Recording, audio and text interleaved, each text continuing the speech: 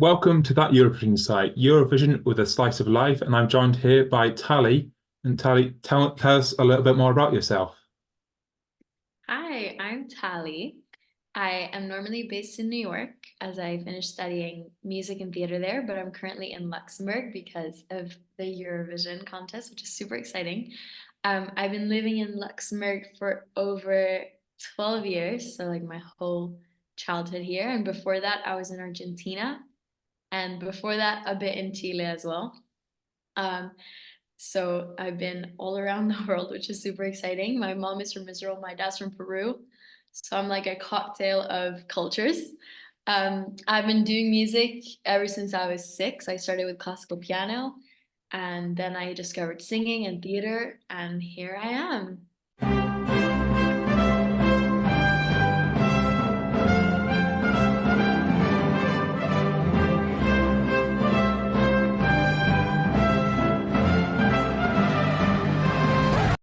Yeah, and say, as an artist, how would you describe yourself for those who haven't heard your stuff?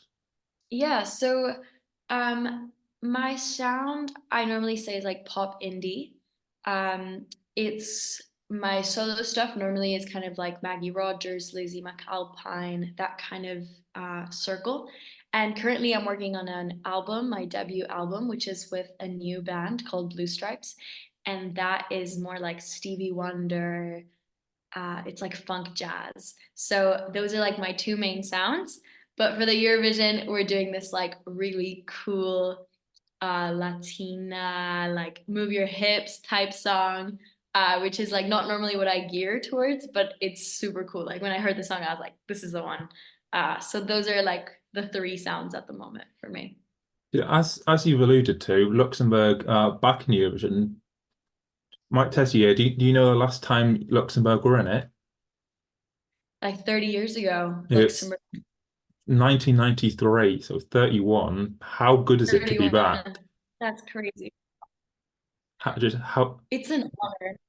Like it really is a huge honor to be one of the finalists in this year because I feel like all eyes are on Luxembourg, and it's even more important and even more powerful that we haven't been part of it for so long and here we are. So it's really cool. how big would it be to be the person who brings Luxembourg back to the Eurovision stage?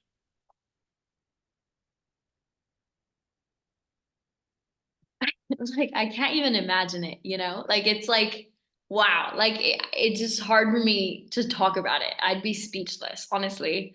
It would be such an honor to represent a place that I call home and to go to the Eurovision, which I really love the Eurovision. Like I think it's uh an opportunity to unite with music, like no matter where you're from. And as like I've been saying, I'm kind of a representation of so many countries, and I think that's like what the Eurovision is about, you know, like bringing all these cultures and backgrounds together. So I think it would be just super, super cool for me. And also, personal story, um, my grandpa used to send me like updates about the Eurovision on my email. So that's kind of how I found out about it because I didn't really know what it was when I was young. And he used to be like, okay, like this person's in the running and all this stuff. Like I would open my email and it would be like 5 emails from him. And he passed away and he was like one of the closest people to me. And so the fact that I'm in the finals right now, like it's just like surreal. Like it's really, really, really cool. So yeah. It's not long now until the Luxembourg Song Contest. How are your preparations going for it? Good. The live performance is gonna be dope. Like, wow, the dancers are super talented and everyone's super kind, like throughout the process. It's intense. Um, it's intense, but I'm very excited. And I think once we start actually doing it on the stage, like next week, we're going to the stage, like we're putting our costumes on. Like it's just gonna be really cool to see everything come together because it's been a lot of like let's do makeup, let's do hair, let's work on singing, and I think putting everything together is gonna be like insane. Very cool.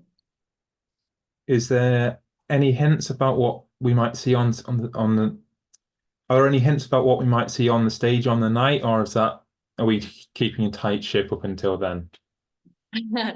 Um, okay, maybe I can like spill a little bit. Um, think like dancers, like jagged, powerful movements, um, lights, big production. Yeah, that's kind of all I can say, but it's gonna be very powerful. I'm very excited. The song you're competing with, Fighter, can you tell us more behind the song, how it came to be your entry and what the meaning behind the song is? Definitely. Um, so the song is about a person who's struggling with life. You know, all of us struggle every day. All of us fight towards something. We get up, you know, whatever we're dealing with. And this person in this song is struggling between, uh, like, am I good enough? Am I not? Should I keep going? Should I not? It's like all these, it's this push and pull between the strong voice that's like, keep going, keep fighting, and the weak one, like drowning you, being like, you suck.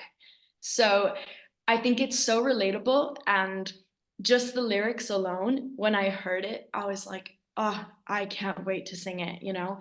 It came to be mine. They reached out to me with the song, the production team. And um, I had other couple songs come at me, but this one was like the one where immediately I was like, I want that one.